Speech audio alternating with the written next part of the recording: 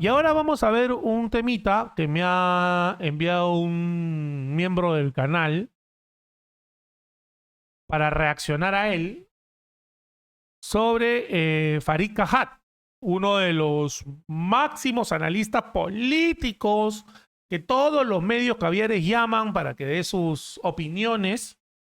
Eh, y ahora está opinando justamente sobre el fascismo, la derecha y más temita. Vamos a escuchar. X, con la candidata a jefe de gobierno de Alternativa para Alemania, el partido que dirige ahora Alice Weidel. Y en esa conversación ella dijo lo siguiente sobre los nacionalsocialistas, el partido de Hitler. Nacionalizaron toda la industria. El mayor éxito tras esta terrible época de nuestra historia fue etiquetar a Adolf Hitler de derechista y conservador. Él era exactamente lo contrario. No era conservador, era un tipo socialista comunista. ¿Qué tanto de verdad hay en las afirmaciones de Weidel? Voy a empezar por lo poco de verdad que hay, en efecto, en ellas. Por lo poco de verdad, dice, ¿ah? Escuchamos atentamente. Es cierto, por ejemplo, que Benito Mussolini, antes de fundar el fascismo, fue un militante del Partido Socialista Italiano. Sí, eso es cierto. Y también es cierto que en los inicios del movimiento nacional socialista de Adolfo Hitler, que no en vano tiene ese nombre, hubo un ala del partido que se autodefinía como socialista. Finalmente, porque eso es todo lo que hay de verdad en lo dicho por Weidel, finalmente Hannah Arendt, en su libro sobre los orígenes del totalitarismo, usa el término totalitarismo para referirse a características que tendrían en común tanto las dictaduras fascistas como las comunistas. Una característica central que tendrían en común es lo que ella llama propiciar la atomización social. Es decir, la labor de inteligencia del Estado se metía hasta en la casa de sus ciudadanos, y habían cientos de miles de informantes entre los ciudadanos, por ejemplo en la ex Alemania democrática, en realidad comunista, que servían como informantes para los servicios de inteligencia. Entonces había casos en que los propios hijos demandaban o denunciaban a los padres por sus opiniones anticomunistas. Entonces, digamos, el atomismo social o la atomización social sería una característica en común entre ambos tipos de dictaduras, según Hannah Arendt. Pero eso no solo no es toda la historia, sino que de lejos no es ni siquiera la mayor parte de la historia, porque si bien Mussolini empezó su carrera política como militante del Partido Socialista, también es cierto que fue expulsado de ese partido en 1914 por estar a favor del ingreso de Italia en la Primera Guerra Mundial. La llamada ala socialista del Partido Nacional Socialista difícilmente podía considerarse tal, teniendo en cuenta que, aunque tenía políticas o promovía políticas de redistribución del ingreso, era tan antisemita y tan racista como el conjunto del movimiento, pero además el ala socialista que dirigían personajes como Gregor Strasser desapareció antes de 1933 y Gregor Strasser fue ejecutado por órdenes del propio Hitler, según los indicios. Eso es, si no me equivoco, es lo que se conoce como la noche de los bastones largos.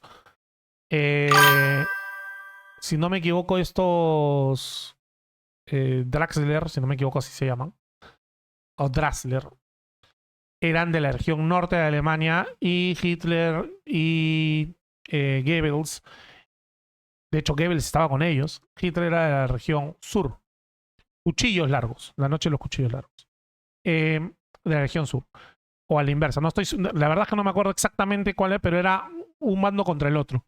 Y dentro del partido hay una masacre que Hitler ordena y terminan estos, que eran dos hermanos, terminan siendo eliminados y Hitler toma el poder absolutamente. Han llegado hasta nuestros tiempos. Además es totalmente falso que, como dice Weidel, el régimen nazi haya nacionalizado toda la industria. Todo lo contrario. Si acaso era un capitalismo mercantilista en el sentido de que no triunfaban las empresas más competitivas en el mercado, sino las que tenían el favor del gobernante, pero hubo grandes corporaciones. No, no. A ver, esto es terrible, ¿eh?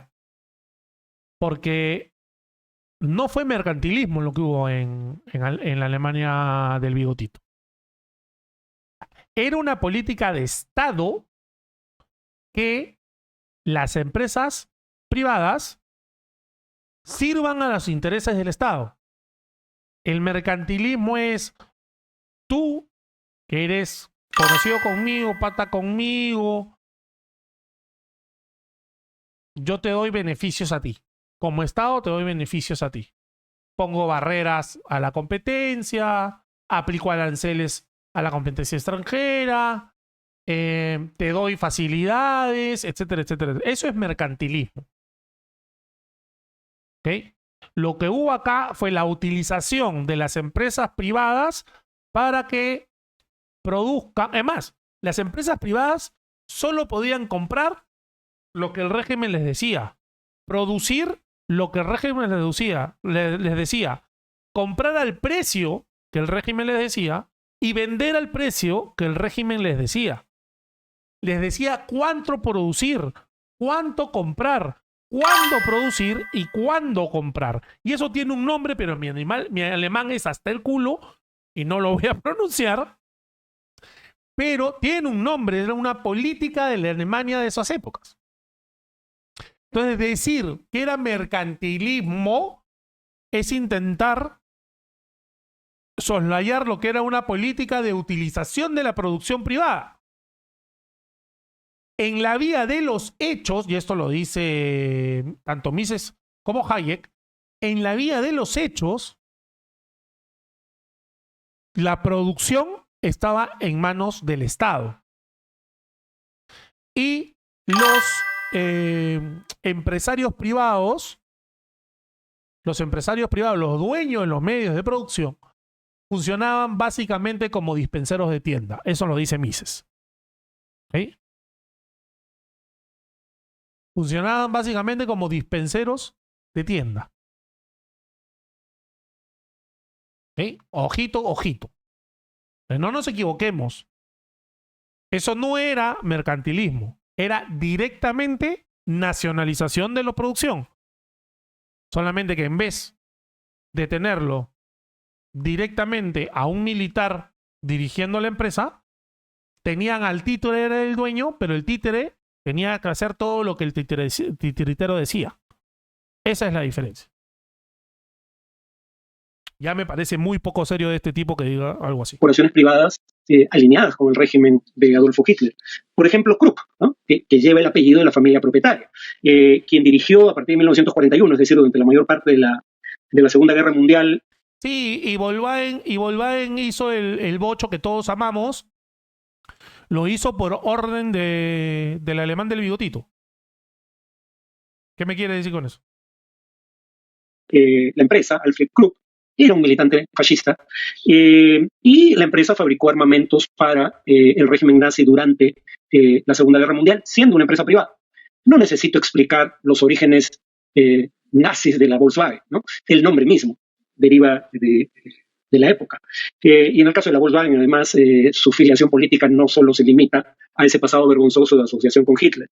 Este es el titular de la BBC de una noticia de hace unos años sobre lo que hizo Volkswagen en Brasil. Volkswagen, y 2 puntos, la histórica disculpa y la indemnización del fabricante alemán de autos por entregar a sus trabajadores subversivos, entre comillas, al gobierno militar de Brasil hace 50 años.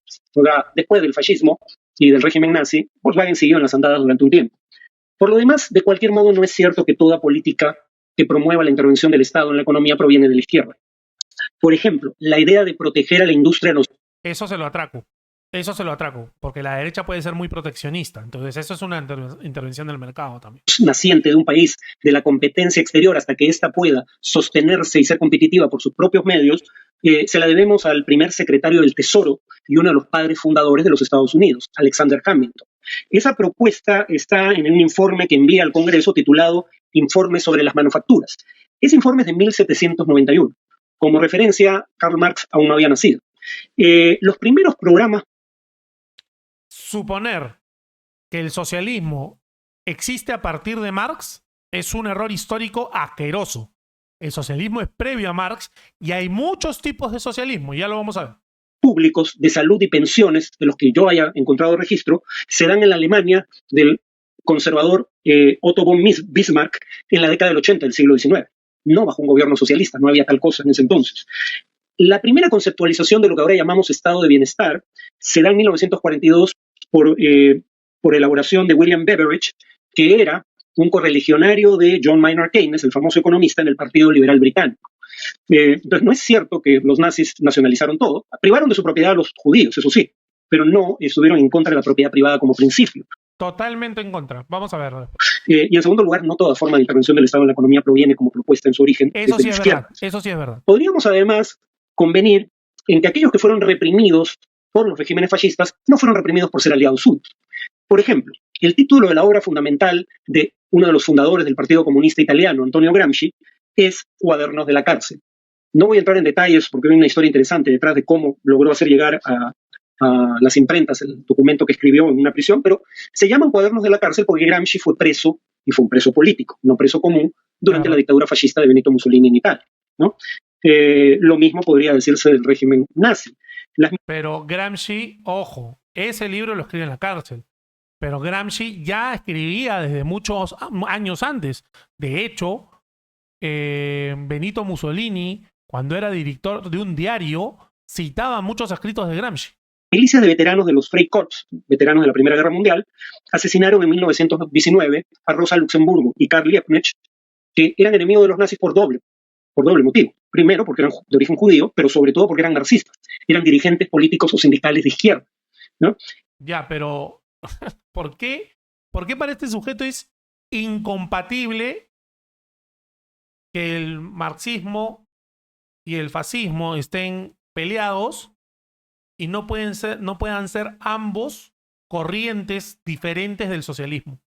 Si el socialismo tiene diferentes vertientes, no tienes una única iglesia socialista. Y luego los miembros de los Freikorps que dan muerte a estos dirigentes de izquierda, muchos de ellos participan en el fallido golpe de Estado que intenta Adolfo Hitler en 1923. Dachau, la que luego sería uno de los campos de concentración durante la Segunda Guerra Mundial, en 1933 era un campo de detención para prisioneros políticos de izquierda, sobre todo socialdemócratas y comunistas. Y ya durante la Segunda Guerra Mundial, los presos políticos de izquierda tenían un distintivo. Todo el mundo sabe que los judíos presos en campos de concentración tenían como distintivo una estrella de David de color amarillo. Bueno, los presos de izquierda tenían como distintivo un triángulo rojo invertido. Símbolo que pretendió usar, dicho sea de paso, la campaña de Trump de manera amenazadora durante las recientes elecciones, y que como en ese entonces todavía había no solo fact-checking, sino moderación de contenidos en Facebook, Facebook retiró de la red. Entonces, digamos, queda claro que si apresaban y asesinaban a comunistas no es porque fueran parte de ellos, ¿no? Otra vez, asesinaban y arrestaban marxistas. También arrestaban liberales.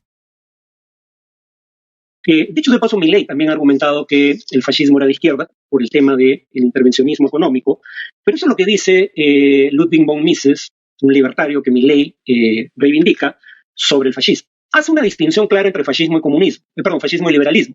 Dice que en el largo plazo son ideologías que están destinadas a enfrentarse. No son ni por asomo similares. Pero X, con la candidata a jefe... Ahora me toca cambiar de video, dame un segundo.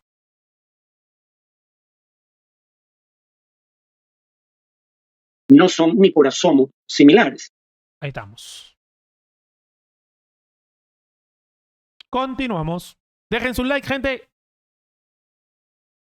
Pero, haciendo la distinción entre fascismo y liberalismo, respecto al fascismo, en el contexto previo a la Segunda Guerra Mundial, dice lo siguiente, Ludwig von Mises: no se puede negar que el fascismo y todas las tendencias dictatoriales análogas están animadas por las mejores intenciones, y que su intervención ha salvado de momento a la civilización europea. Los méritos adquiridos por el fascismo permanecerán por siempre en la historia. Si no me equivoco, esto está al final del libro Liberalismo, del propio von Mises, en donde hace la distinción clara y diáfana entre liberalismo y fascismo, pero considera que el fascismo fue un aliado contra el comunismo. Él está escribiendo, habría que decirlo, este libro en 1927. Obviamente no podía prever todo lo que causó el fascismo luego. Al menos fue medianamente honesto al decir que Mises lo escribe antes de que se dé todo lo que hoy sabemos que podía e hizo el fascismo, tanto alemán como italiano. Mises lo escribe en un contexto. Por eso, sacar las cosas de su contexto es hacer un análisis arbitrario, anárquico, que no condice con la realidad. Mises dice esto en un contexto en el que no se tenía ni idea de que el fascismo llegaría a ser lo que fue, y en el que se pone como enemigo común al comunismo. ¿Okay? Pero después, el fascismo se alía con el comunismo, invaden Polonia y todo lo demás, y al final de la guerra es el eje aliado, el que se alía con el comunismo para derrotar al fascismo. Son necesidades distintas de sus contextos históricos. Pero claramente lo consideraba un aliado. No lo hubiera hecho si fueran comunistas. De hecho, era un aliado contra el comunismo. Y recordemos que durante la Segunda Guerra Mundial las potencias capitalistas occidentales se aliaron con la Unión Soviética stalinista contra Hitler, ¿no? Pero Hitler primero se había aliado con Stalin para dominar Europa. Habían hecho un pacto de no agresión que Hitler termina rompiendo. Y de hecho eso explica mucho de la derrota de Hitler. Si este no invadía Rusia, la URSS, si no invadía la URSS, no habría otro frente por ese lado. Muy probablemente al menos hubiera resistido mucho más y mejor de lo que pudo resistir, porque perdió millones de hombres, sin contar el equipamiento bélico, en la invasión a la URSS. Entonces, decir solamente que el eje capitalista, que el eje aliado, el eje conservador, o como quiera verlo, salió con los comunistas para combatir a los nachos, es contar es contar la mitad de la verdad. O sea, contar una mentira completa. Como dicen, cometió el mismo error que Napoleón, tal cual. Tú mientras no te metas con la URSS, y no porque es muy potente, por su clima, papá, es muy difícil de conquistar en poco tiempo y tiene mucho tiempo y mucho frío. Entonces, en esa época era imposible. Hoy la tecnología te permite hacer otras cosas, pero en esa época era imposible. Y Hitler pecó de soberbio y quiso invadir la URSS siendo su aliado. De hecho, de las batallas del frente oeste es occidental, del frente oriental,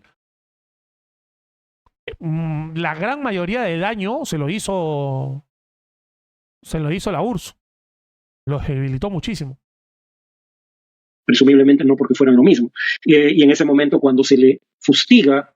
Entonces, cuando se aliaron, si eran lo mismo, no sé, pregunto, ¿no? Al primer ministro británico Winston Churchill por aliarse con un régimen tan deleznable como el stalinista, él dice que si para derrotar a los fascistas hubiera que hacer alianza con el diablo, él estaría dispuesto a hacer la apología del infierno. Les recuerdo, por si acaso, que la crítica a Churchill no era tal, no era tan grande en esa época para unirse a los comunistas. Y les recuerdo una cosa, hay alguien que lo dice claramente. George Orwell escribe La rebelión en la granja justamente como una forma de crítica ante la pasividad y la falta de crítica de los ingleses hacia la unión y reverencia que le hacían a el régimen comunista. George Orwell no escribió por las huevas La rebelión en la granja. Lo escribe por eso. ¿Okay? Escribe por eso La rebelión de la granja. Y quisieron censurar el libro de Orwell justamente porque los líderes comunistas se podían sentir malamente identificados con los cerdos. George Orwell, ¿qué? Se inventó entonces el contexto de su libro. Porque George Orwell lo pone en el prólogo. Está escrito. Que le causaba repulsión lo bajo que había caído la sociedad inglesa al casi endiosar el régimen comunista solamente porque eran aliados contra los nazis. Lo dice George Orwell. ¿O vamos a acusar de facho también a George Orwell? No sé.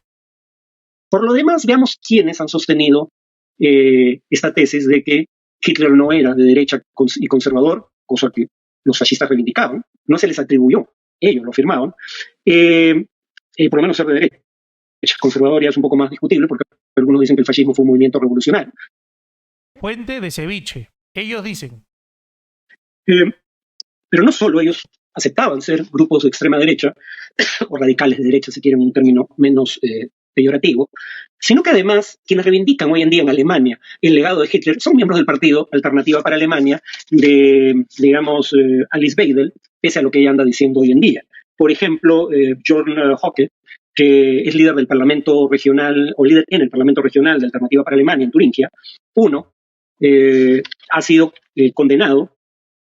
Solo tuvo que pagar una multa, no fue condenado a prisión, pero fue condenado por usar una consigna de la División de Asalto del Partido Nacional Socialista en un mitin público. En primer lugar, para quien pueda creer que lo dijo sin saber de qué se trataba, la consigna fue todo por Alemania, consigna que está prohibida, ¿no?, por su origen ominoso.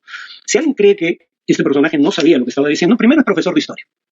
Segundo, ha sido filmado, la filmación la pueden ver en un reporte sobre este tema, el partido, si el partido Alternativa para Alemania es o no un partido de filiación fascista.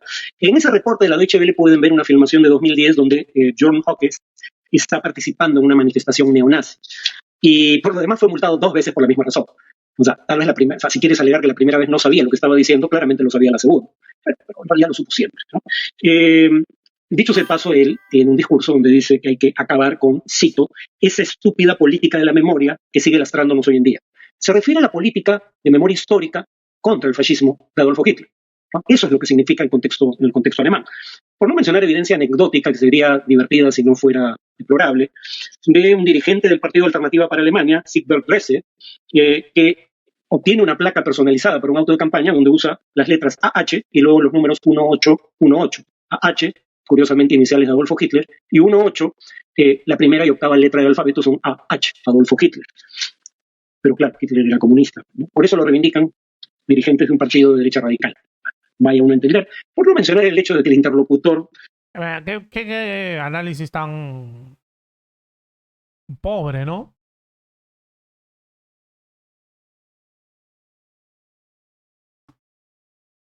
de Weidel en esta conversación en X, Elon Musk, solo unos días después, el 20 de enero, hace el saludo nazi ante un auditorio, el mismo día en que asume el mando presidencial. Otra vez, ese no es el saludo nazi, ni aunque lo quieran hacer ver como el saludo nazi. En el peor de los casos es el saludo romano. ¿Ok? Porque el saludo nazi va al cielo directamente, 45 grados. El saludo romano va del pecho al frente, del pecho al cielo, digamos. ¿Ok? ¿Ok? Para comenzar. Pero además, él nomás lo dice. Mi corazón es suyo. O sea, va a llegar un día que nadie va a poder parar ni un taxi, carajo. Su candidato, ¿no? Donald Trump. Y uno puede decir la primera vez no se dio cuenta de lo que hacía, fue algo emotivo. Lo hizo 2 veces. 1, hizo 2 veces el saludo nazi. Y 2, tiene antecedentes de antisemitismo, ¿no? En su momento lo criticó la Liga Antidifamación, la agencia antidifamación de la comunidad judía estadounidense, que luego no criticó el saludo nazi, ¿no? Lo dejó pasar por agua tibia. No lo dejó pasar por agua tibia. Emitieron un comentario diciendo ese no es un saludo nazi. Y claro, el país dice, quiso hacer Elon Musk el saludo nazi, cita a un especialista en lenguaje corporal diciendo, no lo podremos saber nunca porque no estamos en su cabeza. Bueno, nuevamente, lo hizo 2 veces, no una, y tiene antecedentes de conductas antisemitas. Por ejemplo, reprodujo en X un post de un tipo que se hace llamar el artista antes conocido como Eric, tomando esto de Prince, un artista que luego cambió de nombre, su nombre artístico, y usaba esa expresión, el artista previamente conocido como Prince, porque cambió su nombre artístico por un símbolo. Bueno, ¿qué dice este tal Eric? Las comunidades judías han fomentado el mismo tipo de odio contra los blancos que, según ellos, pretenden que se deje de emplear en su contra. Ahora se dan cuenta de que esas hordas de minorías que inundan su país con su respaldo no los quieren demasiado. Está hablando de las protestas en los campus universitarios contra el genocidio israelí en Gaza, ¿no? Pero digamos... ¿Y eso por qué es antisemita, Juan? ¿Y eso por qué es antisemita? Sí, está ampliamente informado que hay muchos judíos financiando este tipo de cosas. Yo no entiendo por qué es antisemita. No está diciendo que los judíos son malos. Es lo mismo que yo digo de las empresas.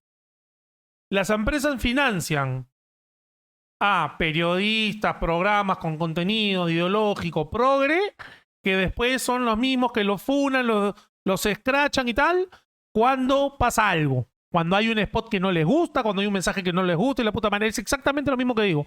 ¿Eso quiere decir que son todas las empresas? No. ¿Eso quiere decir que son todos los youths? No. O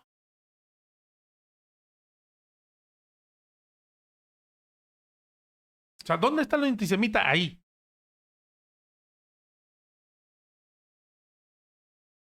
Hay organizaciones dirigidas por judíos, hay judíos que financian directamente, este tipo de políticas.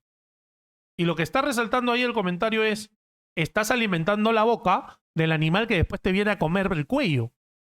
Ya ni la mano, el cuello directamente.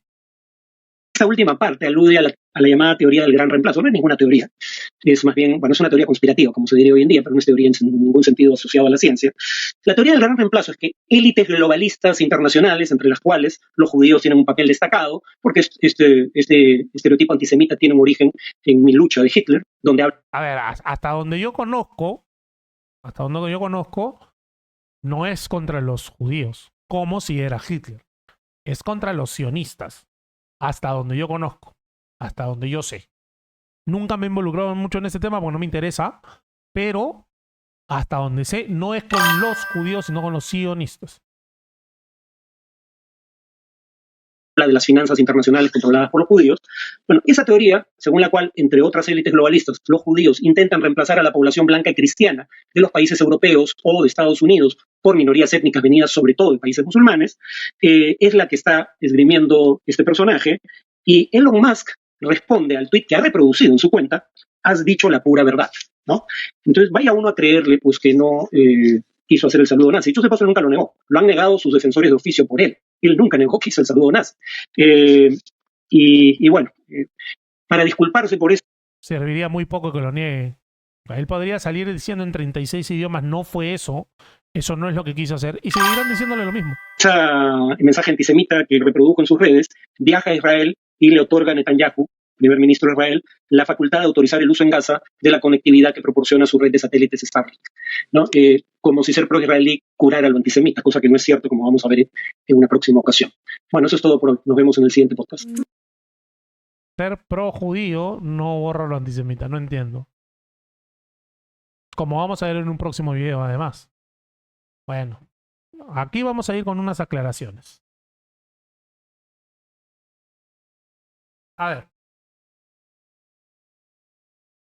Esto es un tuit que yo puse hace mucho tiempo, el 13 de marzo de 2024. Casi un año ha pasado de este tuit que puse respondiéndole a un tuiterito, ¿no? Que se había enfrascado en una bronca conmigo llamándome revisionista histórico. ¿Ok? Y por si acaso, ya que citaron a Mises, aquí también lo citan, dice: el modelo alemán de socialismo, no sé cómo carajo se pronuncia esta palabra, economía obligatoria, se caracterizaba por mantener, aunque solo nominalmente, algunas instituciones del capitalismo. El trabajo, por supuesto, ya no es una mercancía. El mercado laboral ha sido solemnemente abolido. El gobierno fija las tarifas salariales y asigna a cada trabajador el lugar donde debe trabajar. La propiedad privada ha quedado nominalmente intacta. Sin embargo, de hecho, los antiguos empresarios han sido reducidos a la condición de gerentes de tienda. Betriebsführer. Si lo pronuncié mal, qué pena. El gobierno les dice qué y cómo producir, a qué precios y a quién comprar, a qué precios y a quién vender. Las empresas pueden protestar contra los mandatos inconvenientes, pero la decisión final corresponde a las autoridades. Entonces, si la política es como que si yo agarro y mañana impongo un régimen en el que yo le tengo que decir a todas las empresas qué producir, qué vender, a qué precio y todo lo demás, no estoy siendo mercantilista, pues. No estoy siendo mercantilista. ¿Ok? ¿Estamos claros en eso? Ya. Pero vamos a ver qué decía directamente, no el libro escrito, no, directamente, qué decía Benito Mussolini. ¿Ok? Decía: durante toda mi vida fui socialista internacionalista. Cuando estalló la Gran Guerra, vi que todos nuestros partidos que eran internacionalistas se convirtieron en socialistas nacionalistas. Está hablando de la Primera Guerra Mundial. Eso me pasó a mí y eso es el fascismo. Lo dice Benito Mussolini. ¿Dónde? En el periódico Avanti, donde era director durante parte y después de la Primera Guerra Mundial, que era un diario socialista. ¿Ok? Ya. ¿Qué más dice Benito Mussolini? Socialismo significa la elevación y purificación de la conciencia individual. Su implantación será el resultado de una larga serie de una larga serie de esfuerzos. Todos, en realidad, desde lo profesional al obrero, pueden poner una piedra en este edificio, realizando un acto socialista todos los días y preparando así el derrocamiento de la sociedad existente. Benito Mussolini. ¿Qué decía Marx en la última página del manifiesto comunista? El comunista no disfraza sus intenciones. Declara abiertamente el derrumbamiento de toda orden social existente. Perdón, me equivoqué. Declara abiertamente el derrumbamiento violento de todo orden social existente. ¿Eso no dice la última página del manifiesto comunista? ¿Ah? ¿O me lo estoy inventando? ¿Cómo caca yo? ¿Estoy loco? ¿Ah? Eso es literalmente lo que dice Marx. Y aquí en dos citas, uno al lado de la otra, Mussolini habla abiertamente del socialismo y en una de ellas dice, eso es el fascismo, un socialismo nacionalista. ¿Sí? Pero eso no es todo. Porque este libro se llama Orígenes y Doctrina del Fascismo. ¿Escrito por quién? Por Giovanni Gentile. ¿Quién es Giovanni Gentile? Es el ideólogo del fascismo italiano. ¿Ok? Este libro fue traducido al inglés por James Gregor y sale este extracto. ¿Qué dice este extracto? Traductor de Google. La sospecha y la aversión que muchos fascistas sienten por la filosofía son en sí mismas indicios y manifestaciones de carácter. ¿Ah? Particular del pensamiento fascista. Como en muchos casos similares, son la polémica de una filosofía contra otra filosofía. El fascismo, de hecho, polemiza contra filosofías abstractas e intelectualistas. El rechazo del intelectualismo se ha convertido en el rasgo común de la literatura fascista. Es decir, que aquellas filosofías que pretenden explicar la vida poniéndose fuera de ellas. El fascista, por otra parte, concibe la filosofía como una filosofía de la práctica o praxis. Ese concepto fue el producto de ciertas inspiraciones marxistas y sorrelianas. Muchos fascistas y el propio Duce recibieron su primera educación intelectual en la escuela de Marx y Marx. ¿Ok? El propio Giovanni Gentile está hablando, ¿okay?, que la filosofía de la praxis es un concepto que fue el producto de inspiraciones marxistas.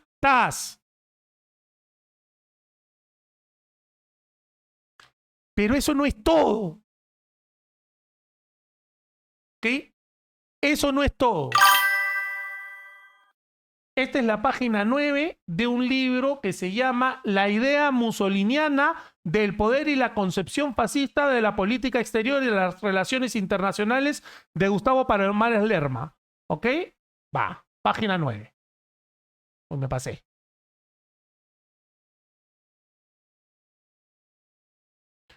Vamos a ver qué dice.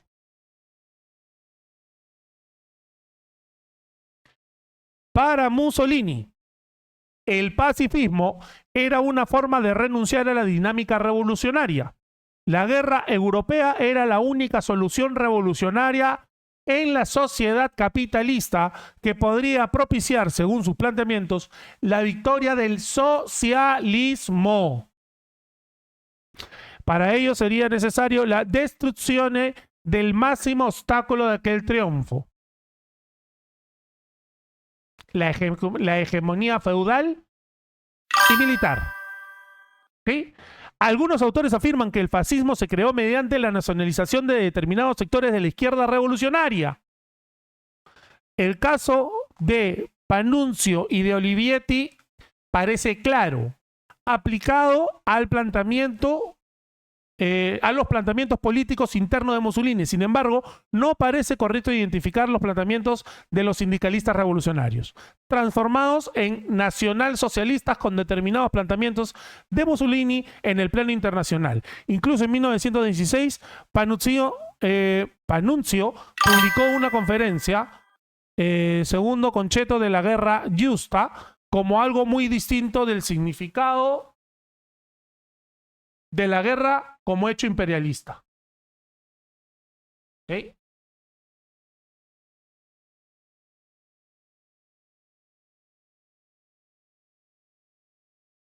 Esto no es nuevo, no es un invento. ¿Okay?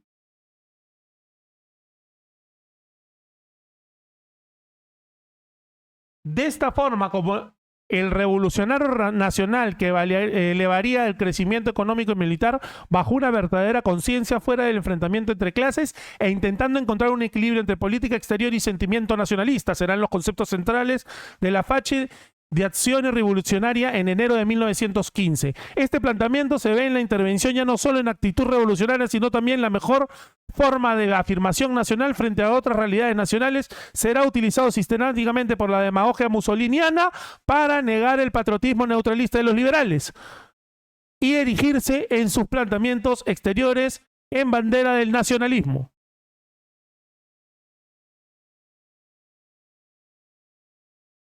¿Sí? Queda absolutamente claro, señores. Absolutamente claro.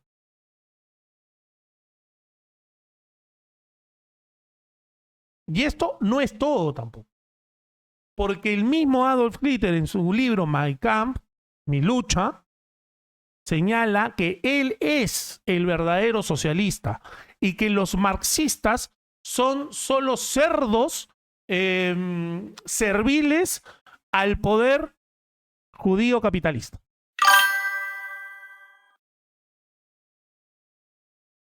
Lo dicen ellos, esa es su línea ideológica. Ahora, nadie ha dicho nunca que el fascismo italiano y el alemán son marxistas. Son otra línea del socialismo, así como Marx en su momento creó el socialismo científico y llamó al otro, porque no era su nombre, fue un término despectivo que acuñó Marx y popularizó Engels hacia el socialismo de Proudhon, el socialismo utópico.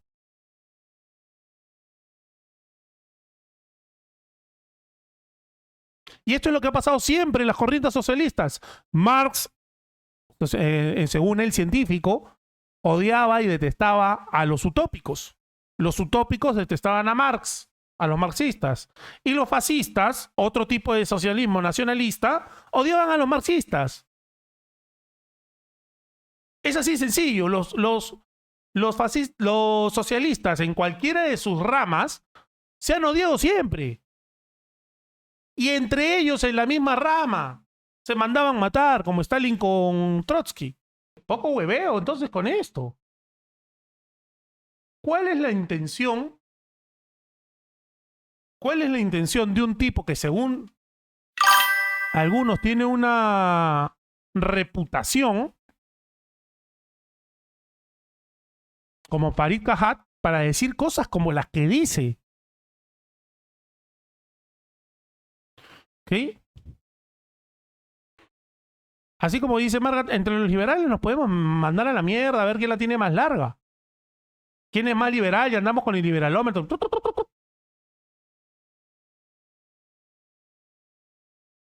Pero ojito, ojito. Una cosa es que veamos, no, es que tú no eres liberal porque te levantaste con la pierna izquierda de la cama. Y otra cosa es que nos mandemos matar entre nosotros o que nos mandemos encarcelar entre nosotros como hizo Mussolini con Gramsci. ¿Ok?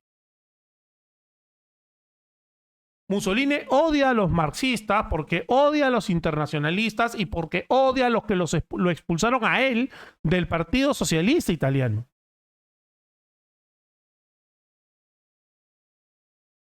¿Ok? Y Hitler odia a los fascistas, perdón, a los comunistas, porque los considera serviles al capital sionista. Bueno, sionista no, él no usa ese término, el capital judío. ¿Ok? Por eso es que los odia. Porque aparte compiten pues por ser los verdaderos representantes de la clase obrera. Porque Hitler, dicen, Hitler nunca habló de la clase obrera. Claro que habló de la clase obrera. Tiene 300 discursos hablando de la clase obrera. ¿Sí? En toda norma, el fascismo es un marxismo revisionista. Si quieres, toma principios de Marx, pero les extrapola en diferentes caminos.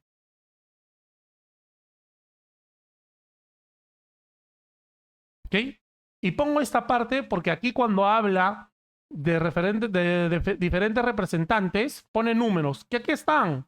Sergio Panuncio fue uno de los representantes del sindicalismo revolucionario que más ardientemente defendió la entrada de Italia en el conflicto desde las páginas de la revista Utopía. ¿Sí? Y acá, el fascismo, Alianza Editorial, sobre la evolución del sindicalismo revolucionario y sus conexiones en el plano internacional con el fascismo, hay que destacar la obra de D. Robert, el sindicalismo tradición y el fascismo italiano. La tradición del sindicalismo y el fascismo italiano. Aquí está. Es más, no le quieres creer este pata. Perfecto. No le crees a él. Créele a Mussolini. Créele a Mussolini. No te puedo dejar el link del libro porque no es un link del libro. O sea, no es que buscas en Google y te sale una página. Directamente descarga el PDF. Así que búscalo como la idea mussoliniana del poder en la concepción fascista y de la política exterior y de las relaciones internacionales. ¿Ok?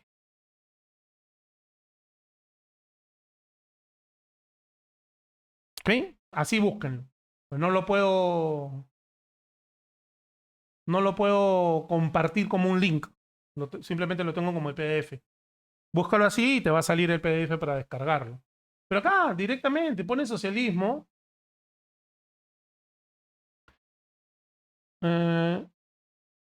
Solo unos pequeños grupos marginales son favorables a la intervención, los nacionalistas, alentados por un grupo de intelectuales a la cabeza de los cuales se encontraba de Anuncio y algunos sindicalistas revolucionarios como Carridoni o marginados del socialismo como Mussolini.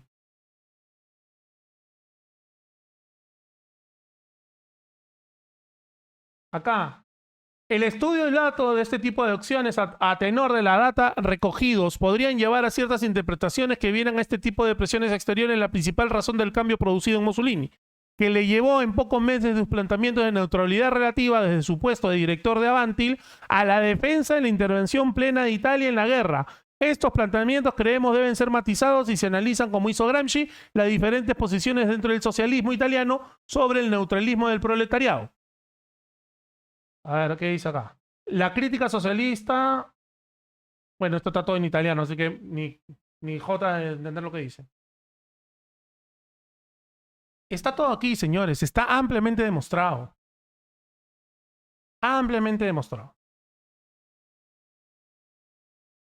Así que, por mucho que quieran asociar la imagen de la derecha, llamando a la extrema, porque sí, con el fascismo, ¿ok? Con el fascismo, son sus dichos y sus acciones los que los relacionan con el socialismo. El problema es que los socialistas se matan entre ellos. ¿Sí? Y eso siempre ha sido así. Los socialistas se matan entre ellos. Eso no los hace menos socialistas. Ha quedado demostrado en la evidencia cuál era la línea ideológica de los fascistas, tanto italianos como alemanes. ¿Ok? Tanto italianos como alemanes. Y cómo sí, pues, son una forma diferente, pero no excluyente, de socialismo. Ahora, yo creo, y cada vez veo más, que la extrema derecha, a falta de una definición más seria, como dice Fonseca, existe. ¿Ok? Pero me quedo con la definición que dio el año pasado Juan Ramón Rayo. ¿Ok? ¿Hay una extrema derecha? Sí, existe. Es aquella derecha anti-inmigración, esa derecha proteccionista, esa derecha nacionalista. Eso es lo que podríamos entender o llamar como extrema derecha a falta de un mejor mote. Porque, vuelvo, Fonseca lo explica mejor que yo. El partido de Le Pen en Francia, el partido se me escapó el nombre de la primera ministra italiana. Su partido. Y el partido Avanzada por Alemania. Y el partido Vox. Para hablar de Europa, Meloni, Giorgia Meloni, gracias. El partido de Le Pen, de Meloni, de Avanzada por Alemania o de Vox en España, para poner a todos en el mismo contexto europeo, a todos se les llama extrema derecha.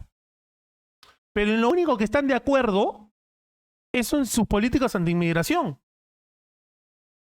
Entonces, Justin Trudeau, que antes de renunciar, implementó políticas anti-inmigración, ¿es también de extrema derecha? Porque en términos económicos, en términos fiscales, en términos de políticas sociales, etc., Le Pen, Meloni, Avanzada por Alemania y Vox proponen cosas completamente distintas, variadas, diferentes. No proponen lo mismo, no son una simple línea ideológica. ¿Sí? Y te creo que Trump es extrema derecha. Al modo gringo. ¿Okay? Al modo gringo. El problema no pasa por ahí. El problema pasa porque, como eres nacionalista, ya eres fascista. ¿De dónde salió esa estupidez? El fascismo tiene un montón de características que tienen que cumplirse para poder ser denominado como tal. Odría era fascista. ¿Okay? Eso demuestra que pueden haber fascistas que no sean como el italiano o como el alemán. Entonces, ¿cuáles son las características del fascismo que se tienen que cumplir? Para comenzar, un gobierno autoritario. Después, como principio elemental, el Estado por encima del individuo. Militarismo, corporativismo, autarquía. Dime por dónde Trump cumple con eso. Dime por dónde Le Pen cumple con eso. Dime por dónde Meloni cumple con eso. Dime por dónde Avanzada por Alemania cumple con eso. Dime dónde Vox cumple con eso. Dime dónde Renovación Popular cumple con eso. Entonces,